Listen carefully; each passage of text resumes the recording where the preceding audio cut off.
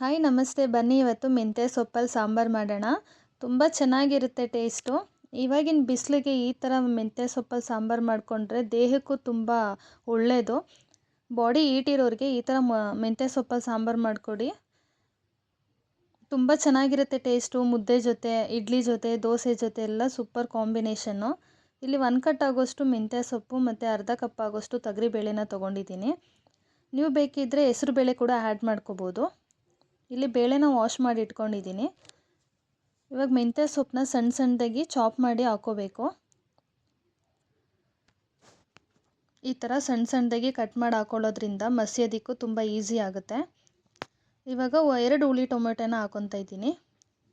ಸ್ವಲ್ಪ ಅರಿಶಿನ ಪುಡಿ, 1 ಟೇಬಲ್ ಸ್ಪೂನ್ ಆಗೋಷ್ಟು ಆಯಿಲ್ನ ಹಾಕೋಬೇಕು. ಇಲ್ಲಿ 1 ಈರುಳ್ಳಿನ ತೊಗೊಂಡು ಅದರಲ್ಲಿ ಅರ್ಧ ಈರುಳ್ಳಿನ ಬೇಯಕ್ಕೆ ಹಾಕೊತೀನಿ. ಇನ್ನು ಅರ್ಧ ಈರುಳ್ಳಿನ ಒಗ್ಗರಣೆಗೆ ಹಾಕೊತೀನಿ. ಆಯಿಲ್ ಹಾಕೋದ್ರಿಂದ ಬೇಳೆ ಕೂಡ ತುಂಬ ಚೆನ್ನಾಗಿ ಬೇಯುತ್ತೆ ಬೇಗ. ಇವಾಗ ಬೇಳೆ ಬೇಯೋದಕ್ಕೆ ಎಷ್ಟು ನೀರು ಬೇಕಾಗುತ್ತೆ ಅಷ್ಟು ನೀರನ್ನ ಆ್ಯಡ್ ಮಾಡ್ಕೊತೀನಿ. ಇವಾಗ ಇದನ್ನು ಒಂದು 3ರಿಂದ 4 ವಿಸಿಲ್ನ ತಗೋಬೇಕು. ಯಾರ್ಯಾರು ಮೆಂತ್ಯ ಸೊಪ್ಪು ಕಹಿ ಬರುತ್ತೆ, ಚೆನ್ನಾಗಿರಲ್ಲ ಸಾಂಬಾರು ಅಂತಾರಲ್ಲ, ಈ ಥರ ಒಂದು ಸತಿ ಟ್ರೈ ಮಾಡಿ. ಇವಾಗ ಸಿಂಪಲ್ಲಾಗಿ ಇದಕ್ಕೊಂದು ಮಸಾಲೆ ರೆಡಿ ಮಾಡೋಣ.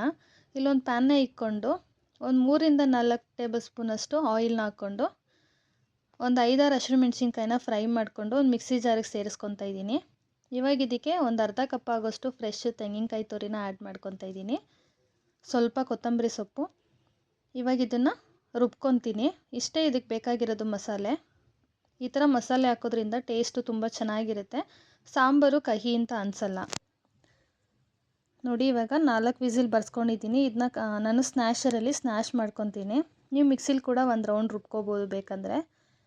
ಇವಾಗ ಇದಕ್ಕೆ ಒಂದು ಒಳ್ಳೆ ಒಗ್ಗರಣೆ ಕೊಡೋಣ. ಇಲ್ಲಿ ಒಂದು ಪ್ಯಾನ್ನ ಇಟ್ಕೊಂಡು ಒಂದು 4-5 ಟೇಬಲ್ ಸ್ಪೂನ್ ಆಗೋಷ್ಟು ಆಯಿಲ್ನ ಹಾಕ್ಕೊಂಡಿದ್ದೀನಿ. ನೀವು ತುಪ್ಪ ಬೇಕಂದರೆ ತುಪ್ಪ ಕೂಡ ಆ್ಯಡ್ ಮಾಡ್ಕೊಳ್ಳಿ, ಚೆನ್ನಾಗಿರುತ್ತೆ ಟೇಸ್ಟು. ಇವಾಗ ಎಣ್ಣೆ ಹಾಕ್ಕೊಂಡು ಇದಕ್ಕೆ ಸಾಸಿವೆ, ಜೀರಿಗೆ, ಜಜ್ಜಿದಂಥ ಬೆಳ್ಳುಳ್ಳಿ, ಈರುಳ್ಳಿ, ಕರಿಬೇವು ಇಷ್ಟನ್ನು ಹಾಕ್ಕೊಂಡು ಫ್ರೈ ಮಾಡಿಕೊಂಡು ನಾವು ರುಬ್ಬಿರೋಂಥ ಮಸಾಲೆನ ಹಾಕ್ಕೊಂಡು ಸ್ವಲ್ಪ ಫ್ರೈ ಮಾಡ್ಕೊಳ್ಳಿ ಹಸಿ ವಾಸನೆ ಹೋಗೋ ತನಕ.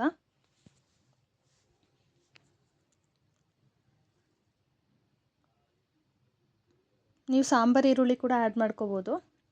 ಇವಾಗ ಮಸ್ತಿರೋಂಥ ಸಾಂಬಾರು ಕೂಡ ಆ್ಯಡ್ ಮಾಡಿಕೊಂಡು ರುಚಿಗೆ ತಕ್ಕಷ್ಟು ಉಪ್ಪನ್ನು ಹಾಕ್ಕೊಂಡು ಸ್ವಲ್ಪ ಕುದಿಸ್ಕೊಂಡ್ರೆ ತುಂಬ ಟೇಸ್ಟಿಯಾಗಿರೋ ಉತ್ತರ ಕರ್ನಾಟಕ ಶೈಲಿಯ ಮೆಂತ್ಯ ಸೊಪ್ಪಿನ ಸಾರು ರೆಡಿಯಾಗಿರುತ್ತೆ. ನೋಡಿ ಎಷ್ಟು ಚೆನ್ನಾಗಿದೆ. ಸ್ವಲ್ಪ ಗಟ್ಟಿನೇ ಇರಬೇಕು, ಜಾಸ್ತಿ ತೆಳುಗೆ ಮಾಡ್ಕೋಬೇಡಿ. ಯಾರಿಗೆಲ್ಲ ಇಷ್ಟ ಆಯಿತು ಲೈಕ್ ಮಾಡಿ, ಶೇರ್ ಮಾಡಿ. ಚೈತ್ರ ಅಡುಗೆ ಚಾನಲ್ನ ಸಬ್ಸ್ಕ್ರೈಬ್ ಮಾಡಿ. Thank you so much.